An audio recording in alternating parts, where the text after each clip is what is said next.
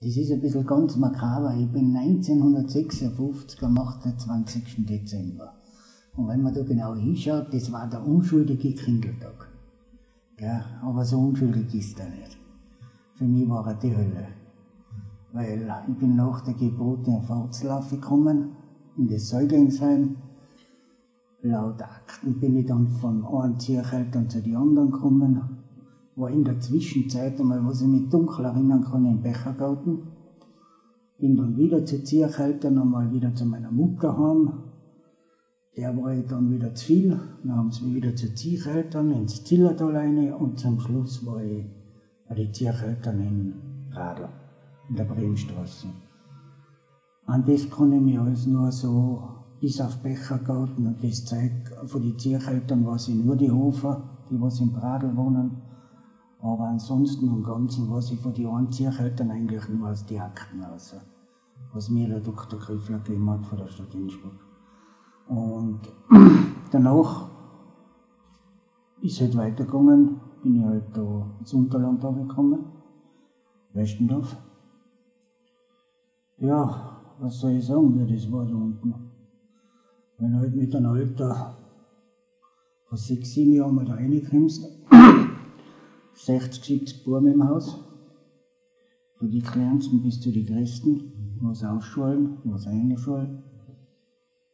Das ist halt, als das Kind haut da ein Fleisch rein einmal, weil du hast ja niemanden, wo hingehen kannst, wo reden kannst, das liegt alles nicht da, mit der Erzieher kannst nicht reden, die haben sich um andere Sachen zu kümmern. So, die Westendorf-Zeit eigentlich, die ist immer wieder unterbrochen worden, weil meine Mutter wieder einen Geistesblitz gehabt hat, dass es ihr wieder besser geht. Dann haben sie mich wieder rausgeholt. Für 3, 4 Monate. Und dann war ich wieder vorstellig in Westendorf. Für 1, 2 Jahre.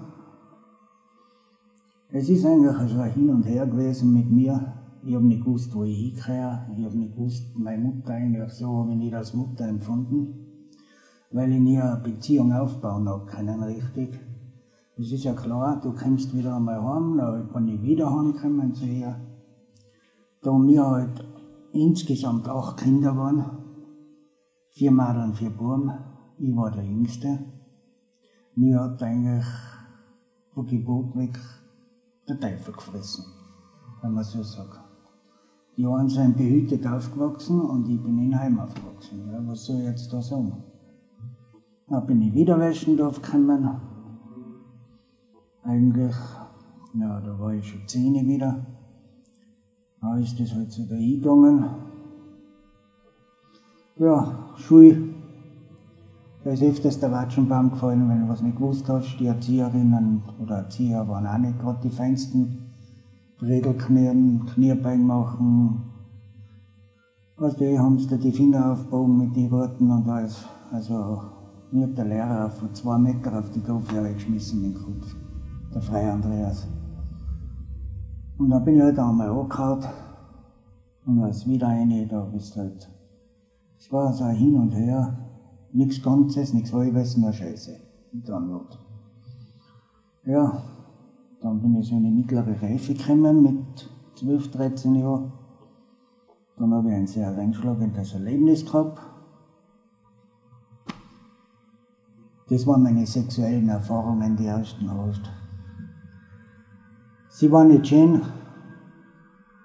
aber hinten nachher habe ich mir gedacht, du musst was selber unternehmen. Und in dem Sinn habe ich mich alleweil abgesäugt von den Erzieher und Erzieherinnen. Bin dann freiwillig in die Landwirtschaft, habe da meistens über Nacht da. Und da ist eigentlich so die Zeit dahingegangen, bis ich 15 war und ausgeschaltet bin. Ich will kurz fragen, wenn du ein bisschen erzählst über die Landwirtschaft, warum du dahin bist und wie es dort war. Die Landwirtschaft war an und sich für mich ein Ausweichquartier, dass ich so den sexuellen Übergriffen von der Dame ausweiche. Ich war nicht bereit, der in der Nacht zu Diensten sein. Und mir war die Landwirtschaft in dem Sinn lieber, weil da habe ich meine Ruhe gehabt, habe ich meine Arbeit gehabt, bin von der Landwirtschaft in der Früh bin ich in die Schule gegangen, Hab da hinten die Heuarbeit gemacht, habe in der Nacht Kalbe gezogen, Schweine auf die Welt gebracht. Und war eigentlich so im Zugriff von den Erzieher und Lehrer. Im Grunde genommen hat mich da der Kurt, der was da zuständig war, ein bisschen aus dem Geschehen rausgenommen. Weil den habe ich ja das alles erzählt. Ja, er hat nichts machen können. Er war selber ein Angestellter damals und wenn er den Mund aufgetan hätte, war das alles natürlich schlecht für ihn gegangen. Aber er hat mir in dem Sinn geholfen, dass er gesagt hat, er braucht mich und hat mich in dem Sinn aus der ganzen Fakultät da rausgenommen. Ich bin auch im Sommer nie mitgefahren, da auf Kärnten oder Burgenland. Ins Ferienlager, ich bin mit den Kühen auf der Alm oben gewesen. Schon mit 13, 14 Jahren war ich den ganzen Sommer auf der Alm oben. Und das war für mich eigentlich so das Um und Auf. Und ich bin in Kurz eigentlich sehr dankbar dafür, dass da das alles so mitgekriegt hat. Ja, und dann bin ich ausgeschult unten. Dann war ich wieder einmal kurz bei der Mutter daheim. Im Grunde genommen war ich da nicht lang, weil dann haben sie mich gleich auf Kleinfolderberger gesteckt. Und da ich jetzt von den Heimen und von den Tiereltern so die Schnauzen voll gehabt habe, ist das eigentlich im Grunde genommen nachher so eine Rebellion gewesen von mir, dass ich in Kleinfolderberg gleich hintereinander 3-mal abgehauen bin, 3-mal reingekommen bin, haben sie mir Glatzen geschnitten, weil sie gemeint haben, ich hau dann nicht mehr an. Aber ich war auch mit Glatze schön und bin davon. Bis dann das Jugendgericht damals, weil ich als unverbesserlich galt, die Entscheidung getroffen hat, dass ich nach Kreis-Ebersdorf komme. Kreis-Ebersdorf war natürlich eine andere Liga. Das hat zwar geheißen, Kreis-Ebersdorf für schwer erziehbare Kinder. Im Grunde genommen war es ja damals nichts anderes als wie ein Jugendgefängnis. Weil du bist ja beim großen Tor rein, bist einmal einen Monat auf dem Zugang gewesen, also das heißt, du warst einen Monat auf dem Zugangsstock, das ist eine eigene Abteilung gewesen, da bist du nicht rausgekommen, da haben sie das Essen hingebracht, das waren zwar die Türen offen für die Zimmer, die was man aber zusperren können wie im Gefängnis. In der Nacht waren sie zugesperrt wie im Gefängnis. Der Gang, was da war, wo der Zugang war, das war auch die Außentür abgesperrt, wie im Gefängnis. Du hast ja praktisch den ganzen Tag eine Stunde Hofgang gehabt, unten im Viereck, da bist du auch nicht rausgekommen, weil die Gitter dazwischen waren. Und nach einem Monat haben sie die endlich auf den freien Vollzug gelegt. Das heißt, ich bin rausgekommen aus dem Block, wo Zugang und wenn einer mit getan hat, also, wie sagt man da, wie sagt man da, eine gesperrte Abteilung, wenn du halt abgehauen bist, da bist du dann in die Gesperrte gekommen. Das war das Gleiche wie der Zugang, Abteilung, Gang, Zellentür, vorne zu. Ja, dann bin ich auf die offene gekommen, dann hat es geheißen, lieber Herr Günther Rass, Sie werden jetzt Friseur. Ja, gut. Und dann gedacht, ich schaue mir das einmal an. In den großen Block gekommen, in den 2. Stock. Dann habe ich mir mal vorstellen müssen, bei einem Zeminigwedel, Horst, wenn der unter dem Teppich, der war so klein, dass er unter dem Teppich Staubsauger kann. Aber ein gemeingefährlicher, der hat immer so einen Zigarettenstummel im Mund gehabt. Und da haben wir nachher lernen müssen, mit so Haarschneidmaschinen mit der Hand drucken, Perückenknöpfen fürs Theater in Wien. Für die ganzen Theater haben wir Perücken knüpfen müssen. Ja, was soll ich sagen? Das war natürlich jetzt einmal so, dass ich mir einmal überlegt habe, jetzt muss ich mal gut tun, eine Zeitl. Weil dann hast du die Chance, dass du auch zum Fußballspielen kommst und der Fußballplatz war außerhalb von dem Gelände. Und ich habe eigentlich nur meine einzige Chance gesehen, aus ihrem Fußballplatz und ab durch die Mitte. So war mein Gedanke. Die Schnauzen voll von den Händen. Gesagt, getan, nach 2,5 Monaten habe ich sie so gut überlistet gehabt, dass ich doch einmal am Fußballplatz raushaben können. Es gab dann einen Schuss, der Ball ist in die Stauden, der Ball ist zurückgeflogen, die Stauden weiter, zack, war ich weg. Nach 2 Monaten haben sie mich in Innsbruck wieder zusammengeklappt, habe ich auf Kreis Ebersdorf, Glatze geschnitten und rauf in die Abteilung für Gesperrte. War ich da, wo ich früher beim Zugang, nur gegenüber in der Gesperrten. 1 Monat. Ja, die Gesperrte war so, da hast du nichts erlauben dürfen. Da war ein Erzieher oben, der muss früher Basketballer gewesen sein. Der hat den Schlüssel so genau geworfen, sein Schlüsselbund, der hat die genau zwischen die Schulterblatteln getroffen. Ja. Ich habe das nachher nach 14 Tagen gleich einmal gespürt.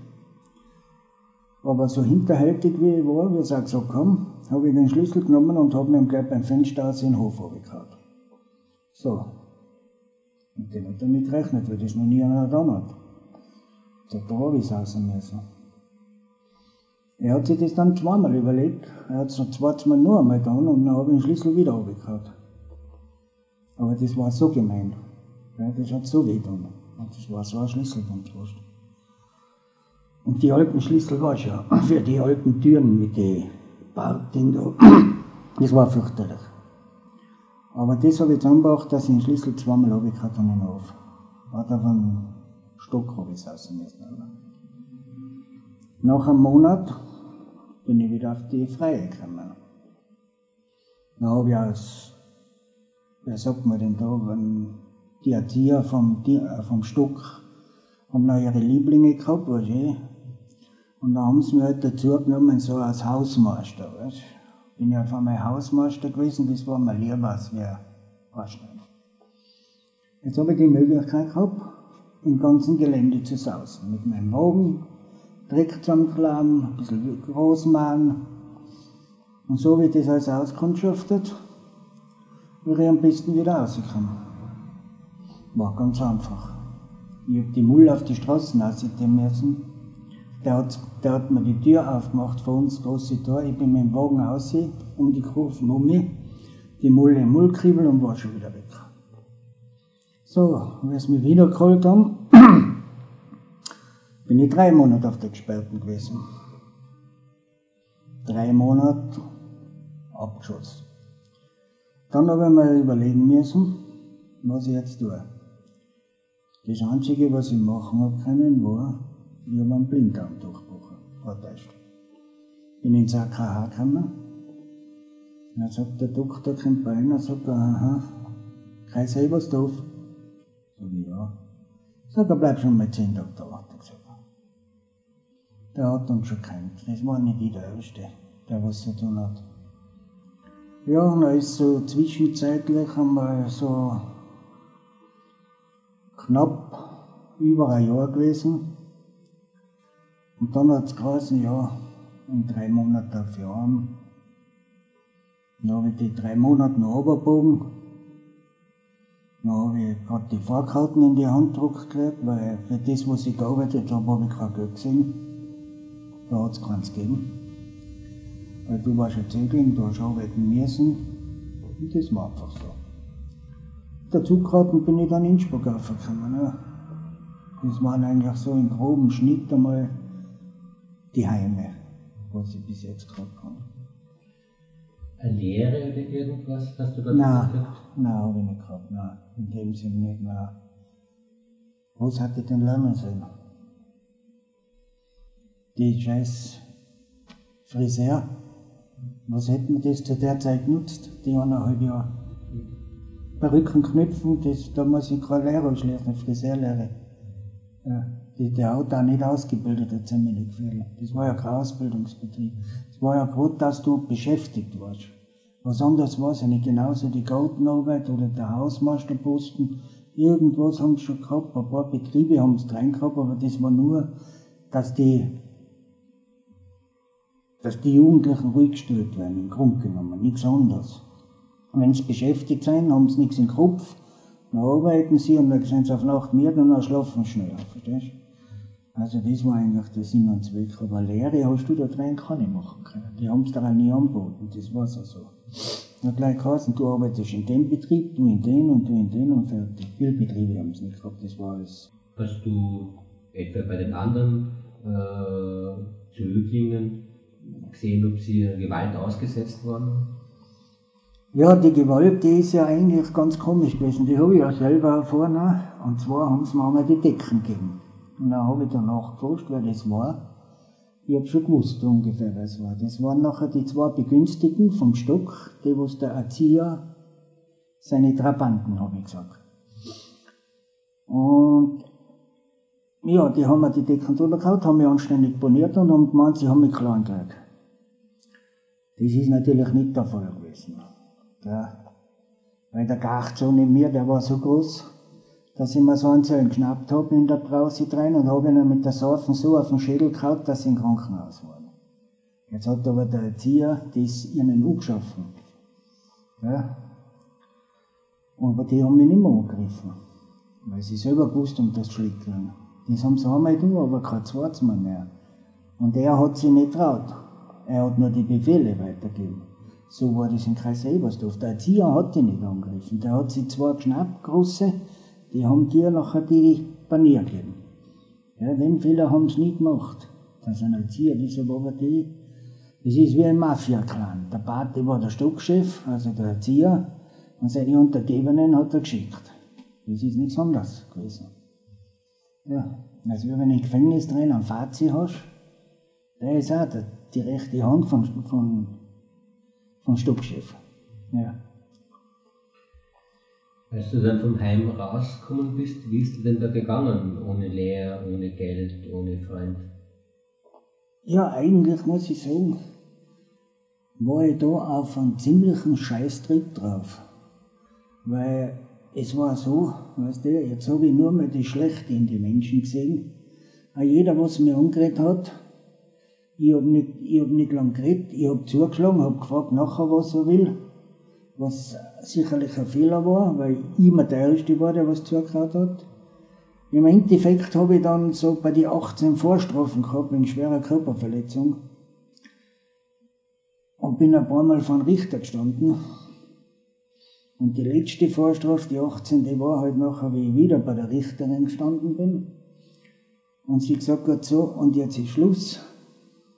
Ich muss die von der Gesellschaft wegtun und bin dann 3 Jahre in Stein gekommen. Da habe ich dann eine Lehre gemacht, in Stein an der Donau.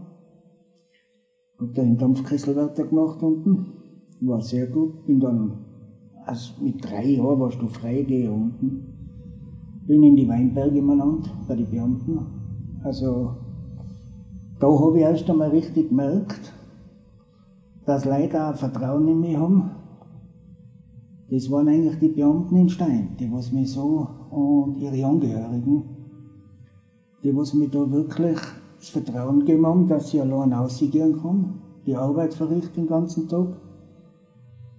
Bin bei der Familie gewesen, habe da mein Essen gekriegt bei den Beamten. Ich war kann ich sagen, die ganzen 3 Jahre durchgehend überall in die Weinberg, habe die Wasserleitungen repariert, habe im Haushaus repariert, habe Mechanisches repariert oder Geschworstes, was halt angefallen ist, bis zu einem Gefängnisdirektor, der hat mich auch daheim gehabt. Aber ich war unter keinem Weg, unter keiner Kontrolle. Ich bin reingegangen, da ich im Parterre meine Zellen gehabt habe, ich habe nur drin geschlafen und bin in der Früh raus, wie ein normaler Arbeiter, der was in der Früh arbeiten geht, so bin ich raus. Bin oben ins Café, da war eine Konditorei unten, die haben mich schon gekannt, habe meinen Kaffee und mein Gepäck gekriegt. Und weil ein bisschen Kleingeld habe ich aber nicht gehabt, das habe ich von den Leuten gekriegt. Das haben sie mir auch nie weggenommen, muss ich sagen, was sehr nett. Und so bin ich eigentlich auch in die Haftzeit. Grundgenommen so war es. Ich habe 5 Jahre gekriegt, aber 3 Jahre habe ich leider sitzen müssen. So. Weil ich gute Führung gehabt habe, ich habe den Dampfkesselwärter fertig gemacht, die Prüfung auch abgelegt. Und dann war es eigentlich auch so, vor allem hat es geheißen, so, pack zusammen, du gehst jetzt heim. Da bin ich, habe ich gedacht, ja, was tust du jetzt daheim? Jetzt kommst du raus. Ja, was wird das jetzt wieder da haben? Es war dann auch so, ich bin mit einem schlechten Gefühl aufgefahren. Ich habe mir alles Mögliche ausgerechnet gehabt, so, was jetzt wieder kommt, zu wem, wo gehe ich hin. Und wie ich so Richtung Sappenburg gehe, kommt ein alter Freund von mir daher, den was ich total vergessen habe und den Fall gehabt. Der Erwin sagt, steig ein. Bin ich eingestiegen, sagt er so, du fährst jetzt mit mir mit. Und dann bin ich mitgefahren, zu ihrem Heim rauf. Und hat er mich bei ihrem Heim wohnen lassen. Die Familie Feiger hat mich sehr nicht aufgenommen, die Mama auch, die ganzen Brüder alle. Und dann hat sich mein Halbbruder gemeldet, der Schusch, weil der Erwin mit dem geredet hat, dass ich da bin. Dann hat mit der Erwin auf einmal gesagt, komm wir fahren, sagen wir, schauen zu deinem Halbbruder, der hat auch Rennpferd. Und dann sind wir oben auf Radfeld und hat der Schusch gesagt, so, du bleibst jetzt bei mir, du darfst bei mir arbeiten, ich melde dich an. Und so bin ich eigentlich noch aus den Schlamassel von Innsbruck weggekommen. Bin dann ins Unterland, da habe ich auf Radfeld, da haben wir den Pferdestall gehabt. Und mein Bruder hat mich da unten eigentlich aufgenommen, hat keine Fragen gestellt, nichts, und das war eigentlich erstaunt. War eigentlich irgendwie ein anderes Kapitel für mich, bis ich noch einmal da seine Leute alle kennengelernt habe, bis wir die alle kennt haben. Also er war doch verheiratet, seine Familie war ja für mich auch fremd, das Zeit, dass er eine Familie haben kann, habe ich auch nicht gesehen, und dass ich da auf einmal dazukommen soll. Weil ich habe noch einen Reitstall oben, war ein Häusler, so ein kleines, und da habe ich gewohnt. Ich habe mir eigentlich nichts erwartet, weißt du, von keinem nicht. Das habe ich nie, und da hat sich nachher eigentlich das Blattl so gewendet, weißt du. Und mir hat das eigentlich Spaß gemacht, nachher mit den Tieren, so man uns da mit den Ross, weißt du. Dann habe ich Reiten angefangen. Habe dann die Amateur-Jockey-Prüfung gemacht. Bin dann 10 Jahre als Amateur geritten in die Rennen, in Mailand, Turin, München, Baden-Baden. Hab verloren und gewonnen. Und bin dann eigentlich so nie mehr straffällig geworden. Hab zu der Zeit auch meine Frau kennengelernt, mit der ich in der Zwischenzeit 27 Jahre benannt bin. Habe eine nette Tochter und vor allem ein nettes Enkelkind. Das ist für mich das Wichtigste gewesen. Und was ich jetzt dazu sagen will, Horst, das ist das, ich möchte mich nochmal bedanken bei allen, die das ermöglicht haben. Sei es du mit deiner Kommission, sei es die Stadt Innsbruck mit Dr. Kröfler und Topitz Blörer. Und vor allem, wie sagt man da, der Jugendanwaltschaft, die was da mitgewirkt hat. Aber ganz besonders auch in René, in Grober, meinen Psychologen. Ich möchte euch alle noch danken, dass ihr es da das ermöglicht, dass da die Leute ihre Geschichten erzählen können. Und für das bin ich euch auch dankbar. Weil die Stadt Innsbruck zahlt mir meinen Psychologen, und da bin ich sehr. Das war's eigentlich.